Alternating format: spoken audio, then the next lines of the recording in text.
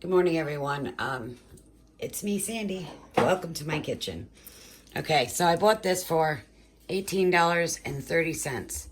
It's a big, huge pork loin. Ugh, so the size of it, it's pretty big. So you can get it at BJ's, Sam's Club, Costco. It's a good deal.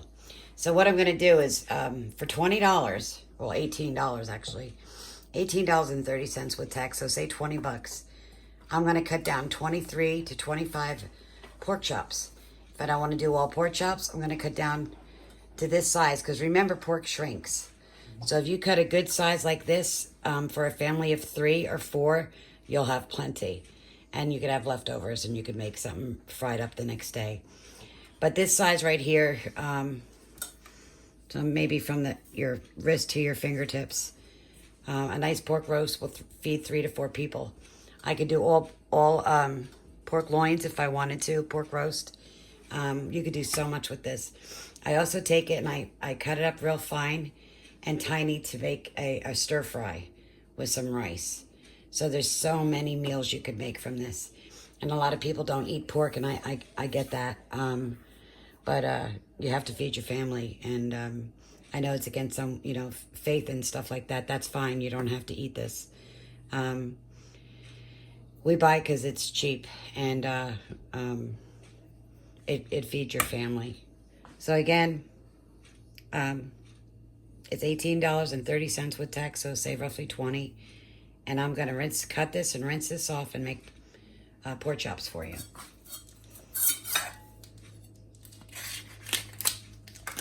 Always rinse your meat off. The only meat you can't rinse off is chopped meat.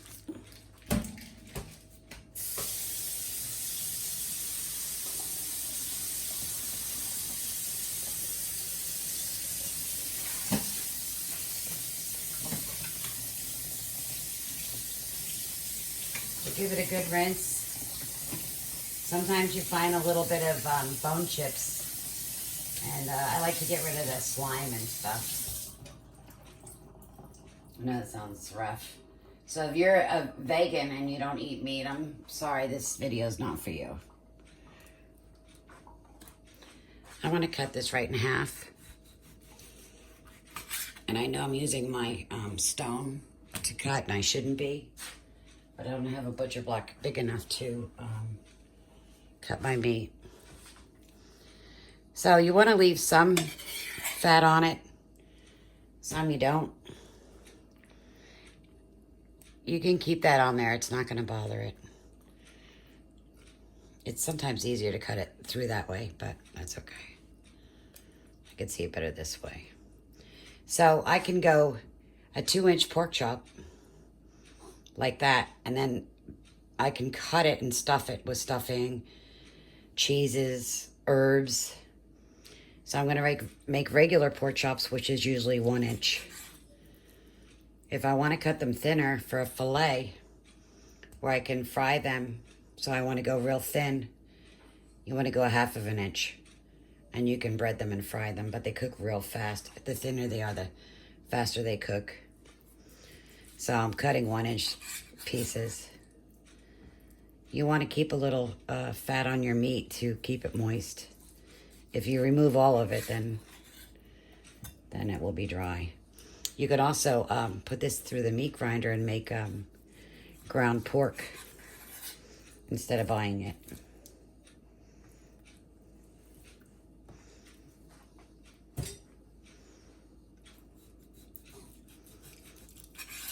So you hear my dog in the background. Her name is Sandie. It's my daughter's first dog that I kind of inherited because she fell in love with us. She's 17 years old.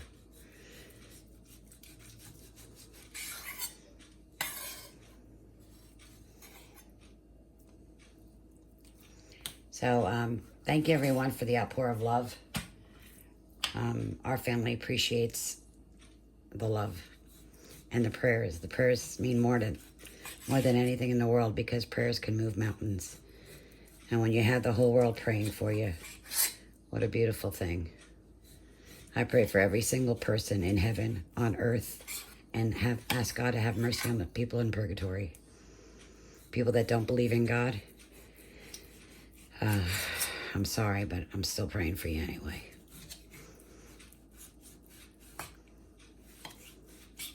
So what I do too is if I get to an end and it's not a perfect cut, I'm going to save that. And I'm going to use that in my sauce, my marinara. Get a dish if I can. All right, I'll just stack this up back here.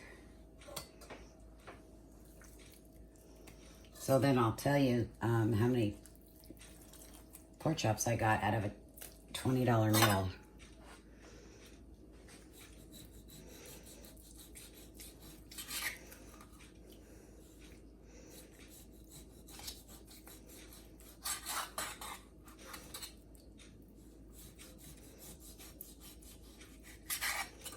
And again, I can cut about to there, a nice pork roast, and it will really shrink, so trust me when I tell you. And you'd rather have more than enough. With, I raise my kids, when you cook your meal, try to have a garden salad. And if you can't have a garden salad, 2 vegetables. Don't have 2 yellows or 2 oranges. Have like a green or a yellow with a green. And you never want 2 carbs with your meal. So you don't want baked potatoes and french fries, or, you know, you just don't want 2 carbs with your meal. Unless you like that, but that's how I was raised. So I can marinate these before I freeze them and keep them marinated in it. Back in the 80s, we used to take Italian ranch salad dressing. But now we use Dale sauce. I'll show that to you in a minute. It gives it a nice flavor, especially with beef. We use it mainly on beef, but with pork chops, salt, pepper, Italian seasonings, a little hot pepper. You can add anything you want.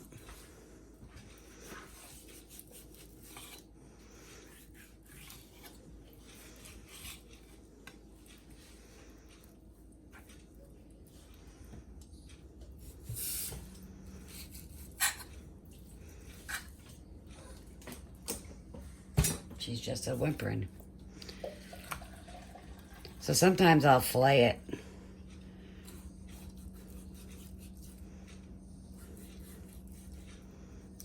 Just watch your fingers. And I can use this as a stew, a pork stew, or add it to anything. I could add this, fry it up, and add that to my sauce, which I probably will.